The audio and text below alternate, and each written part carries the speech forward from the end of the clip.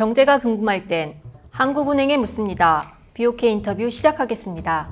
오늘은 우리나라 금융, 안정과 불안 사이 어디쯤인가 라는 주제로 이야기 나누겠습니다. 장정수 한국은행 금융안전국장 나오셨습니다. 국장님, 금융안전국을 이끌고 계신데요. 금융안정이라는 게 정확히 어떤 의미인가요? 예, 경제를 사람의 신체에 비유할 때 그 몸 안에 어떤 혈액이 영양분을 몸속의 각 부분에 이렇게 전달을 하죠. 그래서 이러한 혈액을 금융이라고 할 수 있을 것입니다. 혈액 순환이 잘 돌면 어떤 혈색도 좋아지고 건강이 유지되는 것처럼 우리 경제에서 금융이 필요한 곳으로 자금을 원활히 잘 공급을 하게 되면 우리 경제가 당연히 발전을 하는 것입니다. 그런데 그러한 어떤 금융이 자금 공급을 하는 데 있어서 골고루 원활하게 잘 공급이 되지 않고 어느 한쪽 부분으로 특정 부분으로 과도하게 쏠린다든지 그렇게 되면 금융이 불안해지고 문제가 생길 수 있는 것이겠죠. 그렇군요. 사실 뉴스나 신문을 보면 금융 시스템 안정이라는 말이 자주 들리는데 네. 금융 안정과 다른 점이 있을까요? 금융 시스템 안정이라고 하면 금융기관과 금융시장 그리고 이를 연결해주는 금융 인프라를 모두 아울러서 이들이 서로 유기적으로 잘 작동을 해서 안정된 상태를 말할 것입니다.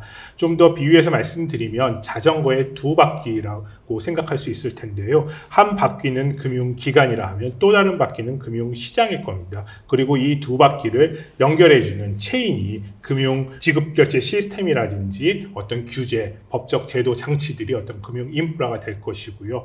그래서 가게나 기업들이 금융 한 바퀴인 금융기관에서 어떤 예금을 넣는다든지 그 다음에 주택을 구입하거나 투자를 위해서 대출을 받을 때 경제활동을 하기도 하고요. 또는 또 다른 한 바퀴인 금융시장에 가가지고 주식이나 채권을 사고 기업들은 회사채나 주식을 발행해서 자금을 조달하기도 합니다. 이런 식으로 경제활동을 하는데 이 두 바퀴에서 어느 한 바퀴가 문제가 생기면 또는 이를 연결해주는 어떤 체인에서 문제가 생기면 자전거가 제대로 굴러가지 못하고 넘어지는 것처럼 금융 시스템도 불안이 확대되는 것이겠죠. 특히나 글로벌 금융위기 이후에 그전까지는 개별 기관이나 개별 시장의 어떤 안정, 건전성 관리 이러한 것들에 초점을 두었다면 글로벌 금융위기 이후에는 개별 기관이 안정된다 하더라도 서로 연결되어 있는 금융 시스템 측면에서의 어떤 리스크 관리가 더 중요해졌다라고 볼 수 있겠습니다. 네, 그렇게 금융 시스템이 안정적이면 좋을 텐데요. 그런데 한국 경제는 외환위기, 글로벌 금융위기, 최근 코로나 위기까지 위기가 계속 반복되고 있지 않습니까? 위기는 왜 반복되는 걸까요? 경제가 기본적으로 어떤 경기를 보면 어떤 순환하는 성질이 있습니다. 특히 거기에 금융이 더해지면 경기의 변동을 더 증폭시키는 결과를 만들기도 하고요. 예를 들어서 돈을 쉽게 빌릴 수 있다라 그러면 자산 가격이 올라가고 자산 가격이 올라간다는 것은 담보 가치가 또 올라가니까 더 많은 돈을 빌릴 수가 있겠습니다. 그런 식으로 상승작용을 일으키는데 반대로 어떤 충격이 오면 또 자산 가치가 떨어지고 그렇게 되면 담보 가치가 떨어지면서 금융기관은 신용 공급을 줄이고 그렇게 되면 경제에 충격이 발생하겠죠. 다만 이러한 충격이 금융 부분에 한정돼서 발생하면 뭐 그 충격의 정도는 크지 않을 텐데 이러한 충격은 경제 성장률이나 실업률에도 영향을 미쳐서 실물 경제에도 영향을 미치고 또 이는 다시 금융에 영향을 미치면서 그 충격이 더 증폭되기도 합니다. 이와 함께 아까 말씀하신 것처럼 어떤 위기가 발생하는 어떤 또 다른 이유 중에 하나는 어떤 우리 인간의 어떤 심리적인 부분도 있을 것입니다. 자산 가격이 올라가면 이러한 자산 가격은 계속 오를 수 있을 것이라는 어떤 낙관적인 기대들이 갖게 되고 그렇게 되면 위험선호 투자 성향은 계속 더 지속되면서 자산 가격 버블이 발생하는데요. 그래서 경제학자는 이러한 것을 그 비이성적 과열이라고 표현하기도 합니다. 위기가 이렇게 반복되는 걸 보면 우리가 과연 위기로부터 교훈을 얻고 있냐 이런 의문도 들거든요. 네. 어떤 교훈을 얻고 있는 겁니까? 과거에 굉장히 많은 여러 차례의 위기가 있었죠. 근데 공통점을 찾자면 크게 한 세 가지로 생각해 볼 수 있을 것 같습니다. 첫째는 과도한 빚은 통상적으로 어떤 위기를 이제 초래할 수 있다라는 것이고요. 과도한 빚은 경제 각 부분에서 발생할 수가 있을 것입니다. 가계 부분도 있을 수가 있고 기업 부분도 있을 수 있고 대외로부터의 어떤 차입 과정에서의 과도한 차입도 있을 수가 있고 또 정부 부채도 있을 것입니다. 그래서 아시는 다양한 위기들이 그러한 부분에서 발생을 했었고요. 두 번째는 또 그러한 각 부분들의 차입이 늘어나면 약한 고리가 되는데 어떤 충격에 그럼 그 약한 고리만 문제가 되는 것이 아니라 금융 경제는 상호 밀접하게 연관이 돼서 그러한 충격이 다른 부분으로 전이가 된다는 것입니다. 금융기관 간의 금융기관과 금융시장 또는 한 나라의 충격과 위기가 다른 나라로 빠르게 전이되는 그러한 특징이 있습니다. 세 번째로는 그 위기가 발생하기 전에 반드시 여러 징후가 사전적으로 발생한다는 것인데요. 작은 금융기관이 먼저 파산을 한다든지 또는 단기 자금 시장이나 파생상품 시장에서 변동성이 커지면서 불안이 좀 확대 나타난다든지 그런 경우가 있는데 많은 위기 때 보면 그런 어떤 사전 징후를 이번에는 다를 것이다 라고 좀 낙관적으로 기대하고 안이하게 대처해서 만약에 그때 제대로 선제적인 리스크 관리를 했다면 충격이나 그런 것들을 최소화할 수 있었을 텐데 그러지 못하는 사례들도 많이 있었습니다. 국장님, 그럼 그러한 교훈들이 중앙은행의 정책이나 대응 방식에 어떤 변화를 가져왔을까요? 그렇습니다. 중앙은행 입장에서는 통화정책을 수행하는데 당연히 물가가 가장 중요한 고려이고 물가 안정을 대부분의 중앙은행이 정책 목표로 하고 있습니다. 그렇지만 어떤 위기, 특히 글로벌 금융위기를 겪으면서 그 물가 안정만으로 경제가 안정되지 않는다는 인식이 확산되었고요. 그래서 통화정책을 수행함에 있어 금융 안정에 대한 고려가 더욱 커졌습니다. 또 하나는 그러한 위기가 발생을 하면 중앙은행은 최종 대부자 기능을 하게 됩니다. 금융기관들한테 필요한 유동성을 적시에 또는 신속하게 공급을 해야 되는데요. 그 과정에서 금융기관들이 충분한 담보를 제공할 수 있도록 유동성 공급 장치를 지속적으로 개선하고 있습니다. 다만 그러한 과정에서 여전히 그 대마불사라고 큰 금융기관들은 결코 망하지 않는다라든지 그다음에 도덕적 해이라고 그 금융기관들의 어떤 위험 추구 행위에서 문제가 발생했을 때 중앙은행이 뒤에서 방어를 해줄 거라는 그러한 안이한 태도를 갖지 못하도록 시스템적으로 중요한 은행들에 대해서 규제를 강화한다든지 유동성을 필요시에 공급할 수 있도록 금융기관이 충분한 담보를 갖도록 그러한 정책이 이루어지도록 지금 하고 있습니다. 그렇군요. 그래서 한국은행의 원래 목표가 물가 안정이었는데 2011년에 한국은행법이 개정되면서 금융안정 책무가 추가되었습니다. 이것도 말씀 주신 글로벌 금융위기와 관련이 있다고 볼 수 있을까요? 그렇습니다.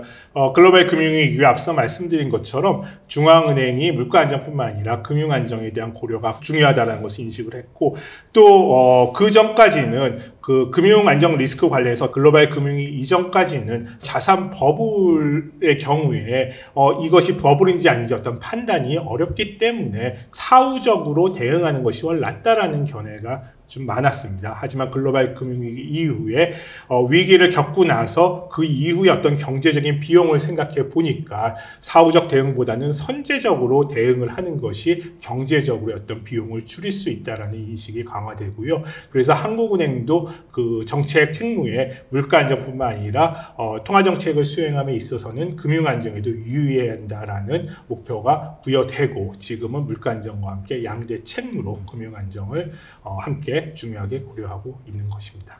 네, 한국은행 숙제가 그만큼 더 생긴 거네요. 특히 국장님 어깨가 무거워졌을 것 같은데요. 작년에 국장님 금융안정국 오신 이후에도 사건, 사고가 많았던 것 같습니다. 특히 어떤 게 가장 힘드셨나요?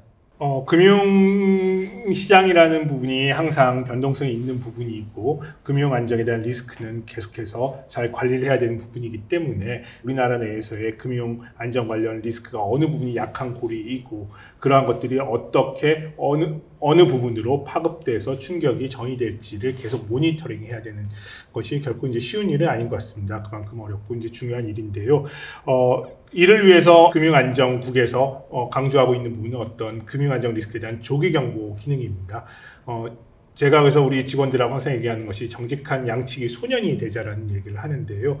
실질적으로 위기가 발생하지 않더라도 위기가 발생할 수 있는 그러한 리스크들을 한국은행이 금융안정국에서 계속해서 경고의 신호를 보낼 필요가 있다고 생각합니다. 또 기준금리를 결정하는 한국은행에서 금융안정 업무를 담당하다 보니까 우산장수와 집신장수를 자식으로 둔 부모의 마음에 한 번씩 비유해 보곤 합니다. 기준금리를 올릴 때 경우에는 그 차입이 많은 어떤 가구의 가게나 기업의 원리금 상환 부담이 늘어나면서 금융 연체가 늘어난다든지 부실이 늘어나서 금융 안정에 대한 리스크가 커질 수가 있는데요. 반대로 금리를 내리는 경우에는 그 이들에 대한 원리금 상환 부담은 줄어들지만 가계부채나 부동산 가격이 늘어나면서 금융 불균형이 커지는 그러한 또 리스크가 있습니다.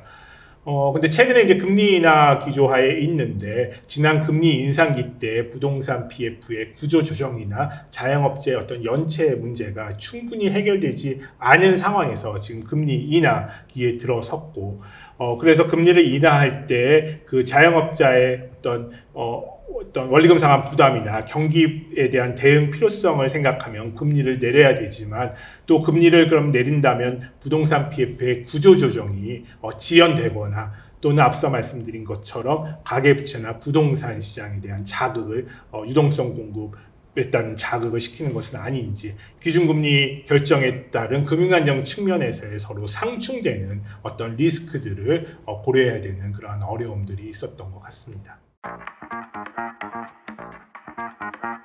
그럼 지금 국장님께서 보시기에 어느 부분이 가장 위험해 보이시나요? 기본적으로 한국은행의 어떤 금리 인하 기조하에 있기 때문에 우리 경제에서의 금융안정 측면에서 가장 유의해야 할 리스크는 부동산 가격과 가계부채에 따른 금융불균형 누중 우려일 것입니다.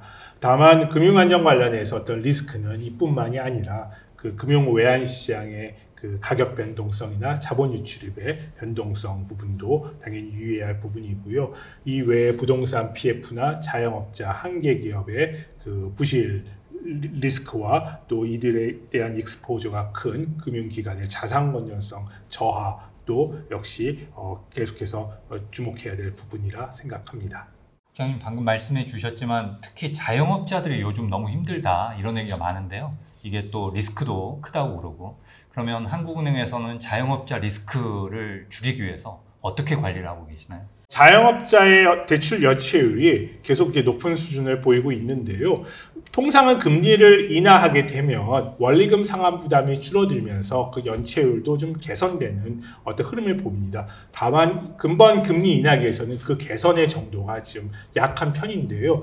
저희가 금리를 지난 10월 이후 4차례 100bp 내렸어 이들의 어떤 원리금 상환 부담이 조금 줄었음에도 불구하고 내수 회복이 지연되면서 어떤 매출이 크게 늘지 않는 그런 정기적인 요인이 있습니다. 저희가 이제 금리 인하 기조하에 있고 또 지금 정부가 그 소상공인이나 영세자영업자에 대한 지원책 같은 경우도 계속 마련하고 있기 때문에 그러한 부담은 조금 완화될 것으로 생각됩니다. 다만 그 경기적인 요인 이외에 자영업자들의 어려움은 우리 경제의 구조적인 부분에도 있습니다. 즉 그 우리나라가 다른 나라에 비해 자영업자 비중이 굉장히 크고 코로나 이후에 그 온라인 플랫폼이 활성화되면서 이러한 부분에 있어서 경쟁이 약한 자영업자들 같은 경우에 어려움이 계속되고 있는 것인데요. 그래서 말씀하신 것처럼 자영업자에 대한 어떤 대책은 상황에 따라 맞춤형으로 어떤 지원책이 마련되어야 할 것으로 보입니다. 일시적인 유동성이 어려운 자영업자 같은 경우에는 금융 지원이라든지 채무 조정의 지원책이 마련되어야 하겠지만 수익성이 지속적으로 낮거나 경쟁력의 어려움을 겪는 그러한 자영업자 같은 경우에는 그 출구 전략을 도와준다든지 재취업이라든지 업종 전환 같은 그러한 지원책이 병행될 필요가 있다고 봅니다. 국장님, 이번엔 가계부채 관련해서 질문 드리겠습니다. 가계부채는 한국 경제의 늘 아킬레스건으로 보입니다. 우리나라 가계빚 왜 자꾸 늘어나기만 할까요? 가계부채 문제가 우리 경제의 굉장히 큰 구조적인 취약성이고 이 가계부채 수준이 지금은 우리 경제의 성장을 제약하는 수준에 이르렀기 때문에 반드시 해결해야 될 과제인 것 같습니다.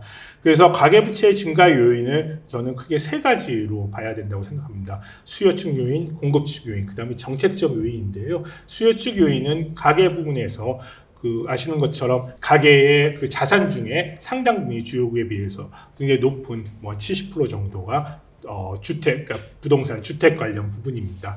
그리고 그간의 수익률을 보면 주택을 보유하는 수익률이 여타 금융 자산보다도 훨씬 높은 수익을 보였기 때문에 주택을 그 주거 목적뿐만 아니라 투자 목적으로 생각하는 인식이 굉장히 강합니다. 그러한 수요 측에서의 어떤 그 요인이 있고요. 두 번째는 금융기관 측면입니다. 금융기관도 자금을 운영하는 데 있어서 기업대출보다는 가계대출에서도 주택담보대출을 공급하는 것이 훨씬 안전하면서도 수익성이 있다고 생각을 하기 때문이고요.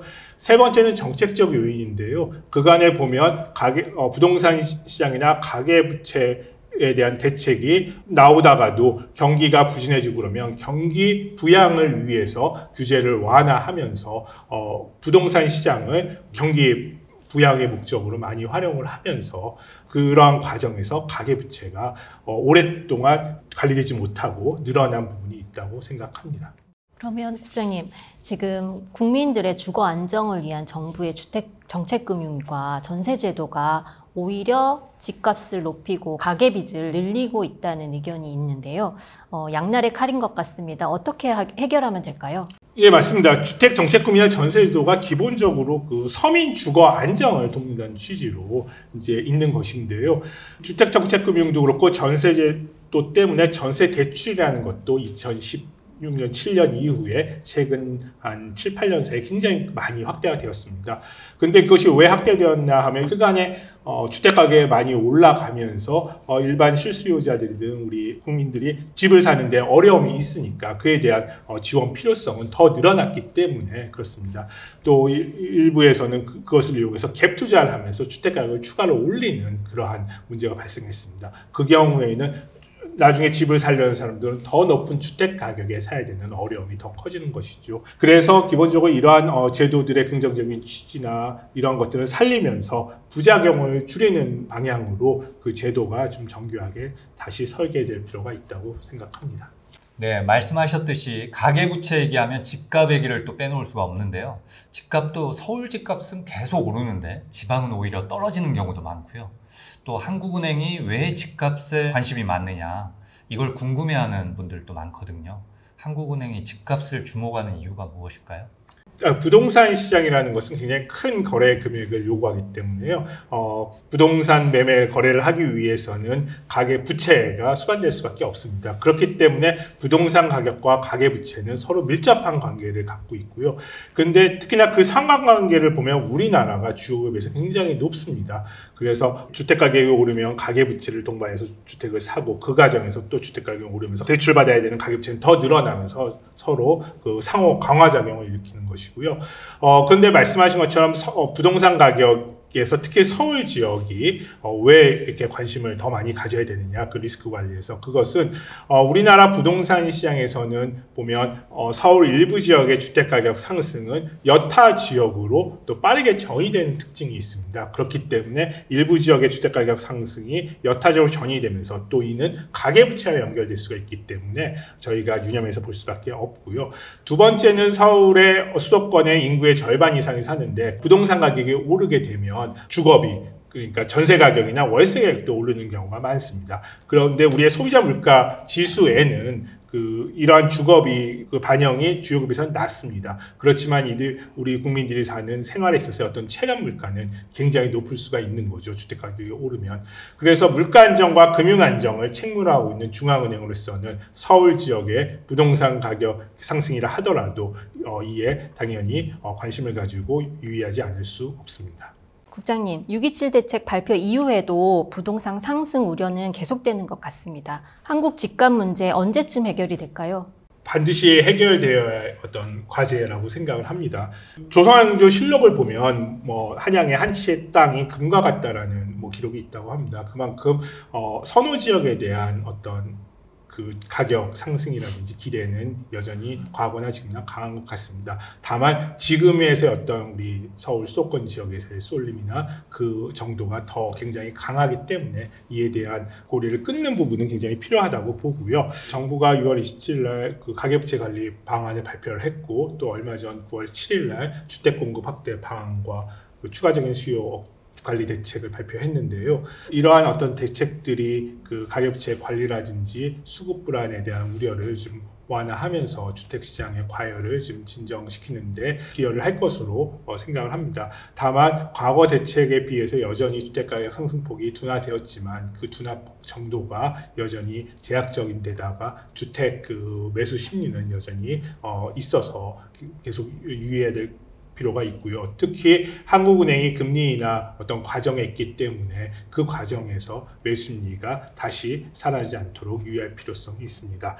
하지만 그 가계부채 문제나 부동산 가격의 문제를 해결하기 위해서는 단기적으로만 해결할 수는 없을 테고요. 중장기적으로 앞서 말씀드린 대로 우리 가계부채 문제가 왜 해결되지 않고 계속되었었는지 수요, 공급, 정부 대책 부분들 그러한 것들이 일관성 있게 더 이상 부동산 시장이 경기 부양을 위한 수단으로 활용이 되지 않고 금융기관들은 가계대출 대신에 기업들에 대한 보다 생산적인 부분으로 자금을 공급할 수 있는 유인이 더 강화될 필요가 있다고 생각을 합니다.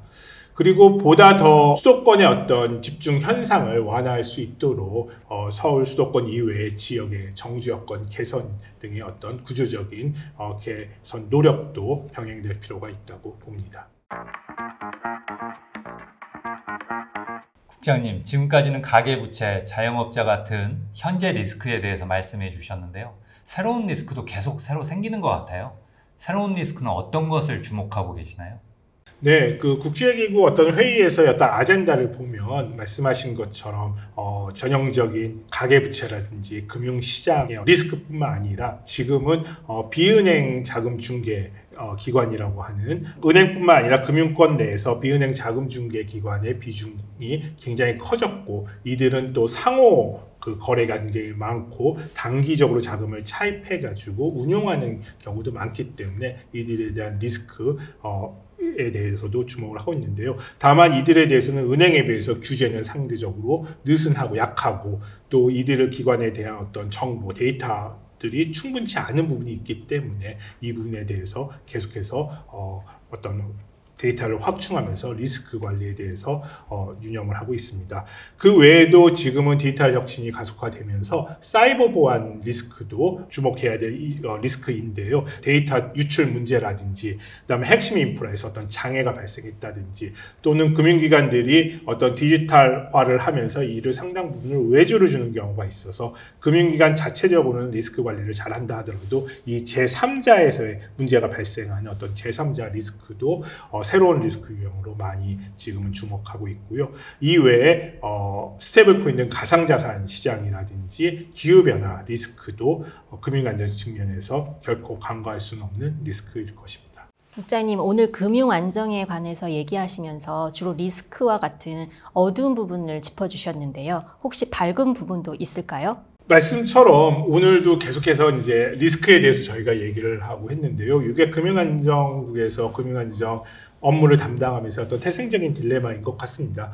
당연히 금융안전 측면에서 우리나라에서도 긍정적인 부분이 있습니다. 대표적인 게 글로벌 금융위기 이후에 은행 등 금융기관들의 대책이 보건력이 굉장히 개선이 되었고요. 또 대지급 능력 부분도 양호하고 개선이 되었기 때문에 이러한 부분들은 금융안정에서의 어떤 긍정적인 부분이라 볼 수 있을 것 같습니다. 국장님 말씀 들어보니까 우리 미래가 꼭 어둡지는 않고 밝은 미래를 기대해도 좋을 것 같은데요. 10년 후에도 우리가 금융안정 보고서를 쓴다고 그러면 그때는 어떤 거를 과연 주목하고 있을까? 국장님의 예상이 궁금하고요. 또 국장님의 어떤 개인적인 포부나 계획 같은 게 있으면 좀 말씀해 주시죠.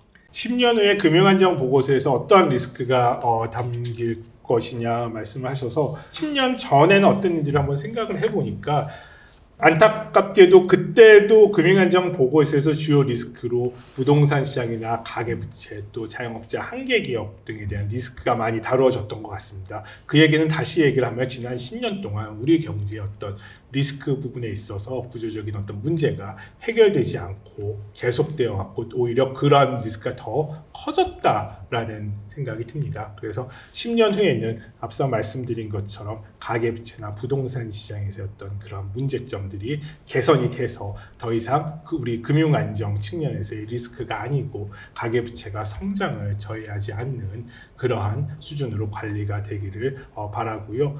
그럼에도 금융안정 측면에서의 리스크는 계속 새로운 리스크들이 등장을 하겠죠. 그런 것들을 금융안정 보고서에 잘 다루어지고 앞서 또 말씀드린 것처럼 금융안정에서 중요한 역할이 조기 경보를 하는 것이어서 저희들이 그런 리스크들을 선제적으로 신호를 보낼 수 있도록 해야 될 것 같습니다. 국장님, 오늘 말씀 덕분에 금융안정에 대한 시야가 한층 넓어졌습니다. 많은 분들께도 유익한 시간이 될 거라고 생각이 들고요. 오늘 좋은 말씀 감사합니다. 예, 감사합니다. 시청자 여러분, 구독, 좋아요, 댓글 부탁드리고요. 저희는 흥미로운 주제로 다시 찾아뵙겠습니다. 감사합니다.